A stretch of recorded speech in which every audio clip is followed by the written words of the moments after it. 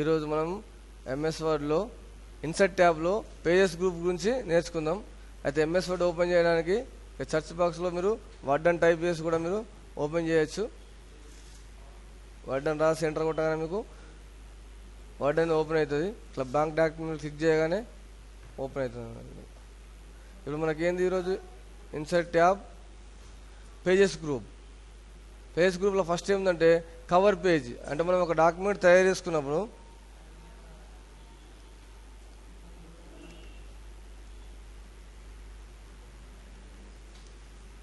Starting page కొంచెం డిజైన్తో డిజైన్లో పెట్టుకుంటాం కానీ అట్లా మనం ఒక స్టార్టింగ్ పేజ్ మనం ఒక డిజైన్లో పెట్టుకోవడానికి మనం ఈ కవర్ పేజ్ని యూజ్ చేస్తాం. చూడండి, కవర్ పేజ్ ఇక్కడ కొన్ని డిజైన్స్ ఇస్తాడు. వర్డ్ నుంచి కొన్ని ఫ్రీ వస్తాయి డిజైన్స్. మనకు ఏదైనా ఒక నచ్చిన డిజైన్ మీరు తీసుకోండి. ఏ డిజైన్ వస్తే ఆ డిజైన్ మీరు తీసుకోవచ్చు. తీసుకున్న తర్వాత అక్కడ ఇయర్, ఏ సంవత్సరంలో దీన్ని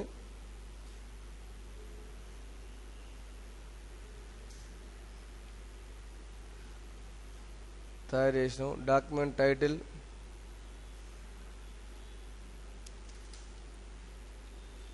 ఎంఎస్ ఆఫీస్.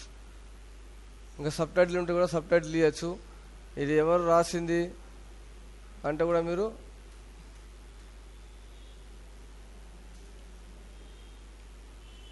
శ్రీనివాస్ కాబట్టి శ్రీనివాస్ అని రాస్తున్నాం. ఓకేనా?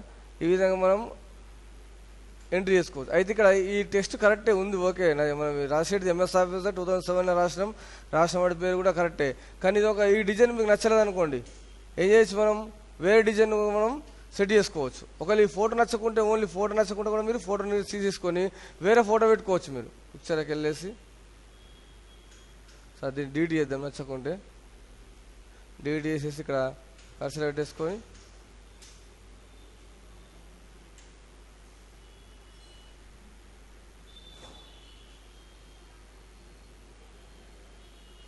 మీకు నచ్చిన ఒక ఫోటోను కూడా మీరు పెట్టుకోవచ్చు. ఒకవేళ ఇది మూవ్ కావాలంటే ఏం చేయాలి, మనం కంపల్సరీ స్క్వేర్ చేయాలా. ఇంకా ముందర క్లాసులలో వస్తుంది. మనం రైల్వే నచ్చకపోతే మనం వేరే ఫోటో పెట్టుకున్నాం. అదేవిధంగా ఈ కంటెంట్ నచ్చింది, ఓకే, ఈ పేజీ ఇవన్నీ కూడా నచ్చినాయి, కానీ ఈ డిజైన్ నచ్చలేదు, వేరే డిజైన్ కావాలనుకుంటే మీరు ఏం చేయొచ్చు, మళ్ళీ ఇన్సర్ట్ ట్యాబ్లోకి వెళ్ళేసి పేజ్ గ్రూప్లోకి వెళ్ళేసి కవర్ పేజ్లోకి వెళ్ళేసి వేరే కవర్ పేజ్ సెలెక్ట్ చేసుకోవచ్చు. వేరే కవర్ పేజ్ సెలెక్ట్ చేసుకుంటే వేరే కవర్ వస్తుంది. ఇక్కడ ఎంఎస్ ఆఫీస్ డాక్యుమెంట్ ఇవన్నీ వచ్చినాయి. ఓకేనా? మరి ఈ విధంగా మనము వేరే కవర్ పేజ్ కూడా తీసుకోవచ్చు. ఒకవేళ ఈ ఇచ్చిన కవర్ పేజ్ మనం నచ్చకుంటే మన సొంత కవర్ పేజ్ కూడా మనం సెట్ చేసుకోవచ్చు. మనమే తయారు చేసుకుని కూడా సొంత కవర్ పేజ్ ఇవ్వచ్చు. అందుకోసం మనం తయారు చేయాలా. అయితే చూడండి, ఒకటి నేను ఇక్కడ ఒక కవర్ పేజ్ తయారు చేసిన, దీన్ని సెలెక్ట్ చేస్తున్నాను. షిఫ్ట్ బట్టి అన్నింటినీ సెలెక్ట్ చేయండి. చూడండి, ఇక్కడ సెలెక్ట్ చేయకపోతే కవర్ పేజ్లో రాదు. ఇక్కడ చూడండి, save selection to cover page gallery అనేది ఇక్కడ హైలైట్ అయితే లేదు. ఓకేనా? ఇన్యాక్టివ్ ఉన్నది. కాబట్టి ఏం చేయాలి, మనం ఇవి సెలెక్ట్ చేసుకుంటే మనకు అవుతుంది. ఒక్కొక్క సెలెక్ట్ చేసుకొని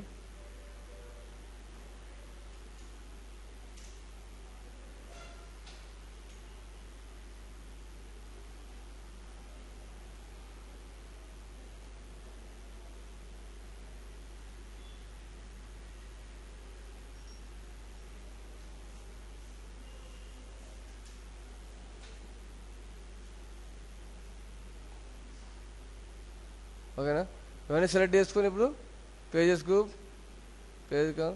save selection to cover page gallery అన్న, దీనికి ఒక పేరు ఇవ్వండి. ఏదైనా ఒక పేరు ఇచ్చేసుకొని మీరు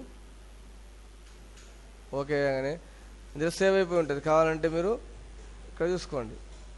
దీంట్లో మనం వేరేది ఇవ్వాలనుకుంటున్నదా, మనది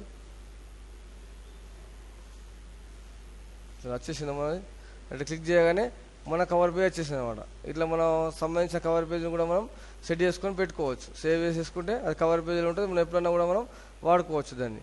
తర్వాత బ్లాంక్ పేజ్. బ్లాంక్ పేజ్ అంటే ఏంటంటే ఒకటి మధ్యలో ఒక ఖాళీ పేజ్ వస్తుంది అనమాట. ఎక్కడైతే మనం కర్సర్ పెట్టుకుంటామో అక్కడ వేస్తే ఇక్కడ 2 పేజీల తర్వాత నాకు ఒకటి బ్లాంక్ పేజ్ కావాలనుకుంటున్నా, ఆ 2 పేజీల మధ్యలో ఒక బ్లాంక్ పేజ్ వస్తుంది అనమాట. మొత్తం పూర్తి ఒకటి ఉంటుంది. ఇక్కడ 2 పేజీలు అలాగుంటాయి. తర్వాత పూర్తి ఒక పేజ్ బ్లాంక్ పేజ్ వచ్చేసి మళ్ళీ మిగతా 3వ పేజీలోకి వెళ్ళిపోతుంది. అట్లా మనం ఎక్కడైతే కర్సర్ పెట్టినామో అది పూర్తిగా ఆ మధ్యలో ఒక బ్లాంక్ పేజ్ వస్తుంది అనమాట పూర్తిగా. అట్లా మనకు ఒక మధ్యలో ఒక బ్లాంక్ పేజ్ రావాలనుకున్నప్పుడు ఎక్కడ అంటే అక్కడ కర్సర్ పెట్టుకొని బ్లాంక్ పేజ్ తీసుకోవాలా. దీని ఏమండి పేజ్ బ్రేక్ ద్వారా. పేజ్ బ్రేక్ అంటే దీనికి దానికి చూడండి. పేజ్ బ్రేక్ అంటే పేజీని బ్రేక్ చేస్తారనమాట. అంటే ఇక్కడ ఉన్నటువంటి ఏదైతే ఉన్నది ఈ నుంచి మొత్తం కూడా వేరే పేజ్లోకి తీసుకుపోతుంది.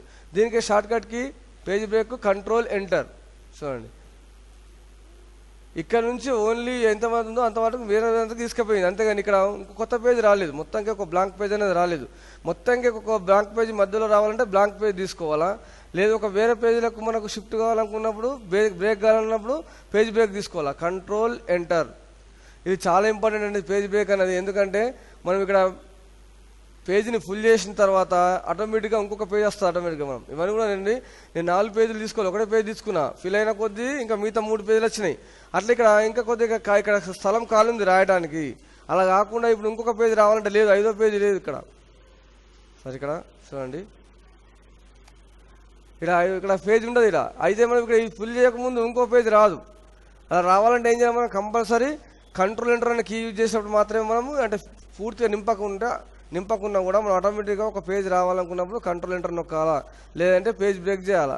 లేకపోతే మనకు ఇక్కడ దాకా రాయడం ఇష్టం ఉంది, ఈ పేజీలు ఇక్కడ నుంచి రాయడం ఇష్టం లేదు. సో ఇదంతా ఖాళీ ఉండి ఇప్పుడు నాకు మిగతా మ్యాటర్ నేను వేరే పేజీలో టైప్ చేసుకోవాలనుకుంటున్నా 5 పేజీల. మరి ఇక్కడ ఖాళీ ఉంది కాబట్టి ఆటోమేటిక్గా రాదు, ఫుల్ అయితేనే ఆటోమేటిక్గా ఇంకో పేజ్ ఇస్తుంది కంప్యూటర్. ఖాళీ ఉన్నప్పుడు ఇయ్యది. కాబట్టి ఖచ్చితంగా మనం ఏం చేయాలా, పేజ్ బ్రేక్ చేయాలా. ఇక్కడికి వచ్చి పేజ్ బ్రేక్ చేయాలి, లేదంటే దీనికి కంట్రోల్ ఎంటర్ అనమాట. షార్ట్ కట్కి ఏంది కంట్రోల్ ఎంటర్. అక్కడ ఖాళీ ఉంచుతూ మనకు ఇంకొక పేజ్ ఇస్తుంది. చూడండి ఇక్కడ ఖాళీ ఉండి ఇంకో పేజ్ వస్తుంది, ఇక్కడ రాసుకోవచ్చు అనమాట. ఈ విధంగా మనం ఒక పేజ్ మనకు కావాల్సి వచ్చినప్పుడు తీసుకోవాలంటే కంపల్సరీ షార్ట్ కట్కి ఏంది కంట్రోల్ ఎంటర్. అంటే ఫుల్ అయితేనే కంప్యూటర్ ఆటోమేటిక్ ఇస్తుంది, ఫుల్ కాకుంటే కంప్యూటర్ ఇయ్యది. అట్లా మనకు కంపల్సరీ పేజ్ అవసరం ఉన్నప్పుడు ఖచ్చితంగా కంట్రోల్ ఎంటర్ అనే బటన్ ద్వారా మనం కొత్త పేజీని తీసుకోవాలా. ఓకే, ఈ పేజెస్ బుక్లో ఈ 3 ఆప్షన్స్ ఉన్నాయి. తర్వాత మేము నెక్స్ట్ క్లాస్ మిగతా ఆప్షన్స్ గురించి తెలుసుకుందాం.